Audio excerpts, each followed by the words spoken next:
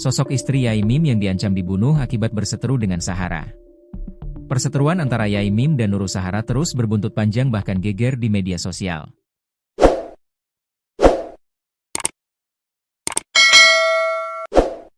Apalagi baru-baru ini beredar rekaman video Pak Yono yang marah besar dengan Yai Mim. Pak Yono adalah pemilik rumah kontrakan yang dihuni Sahara.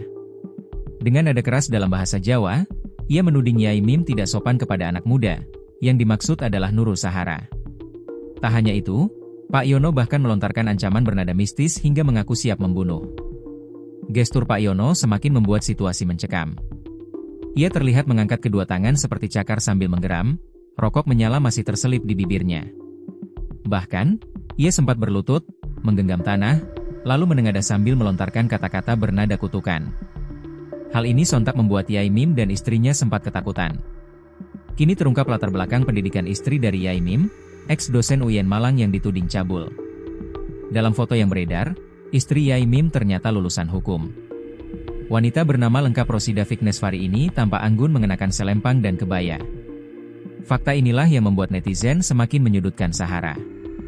Sahara disebut salah memilih lawan hingga membuat namanya kini banjir hujatan.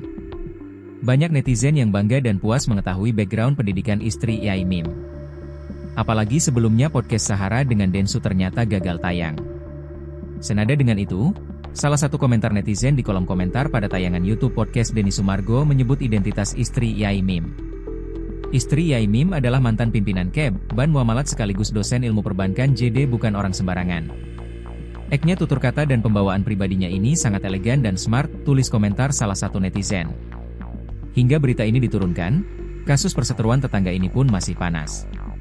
Banyak netizen yang menantikan ending dari drama ini. Alasan Yai Mim tolak damai dengan Sahara. Alasan Yai Mim menolak damai dengan Nurul Sahara, ternyata bukan perkara dituding dosen cabul tapi ternyata soal lain. Sebelum perseteruan Yai Mim dan Sahara makin panjang, Wali Kota Malang, Wahyu Hidayat telah mengupayakan damai kedua belah pihak. Namun sayangnya, Yai Mim menolak mentah-mentah untuk berdamai. Ia merasa sakit hati karena sudah dilaporkan lebih dahulu oleh Sahara. Itulah sebabnya dirinya ingin kasus ini dilanjutkan ke ranah hukum.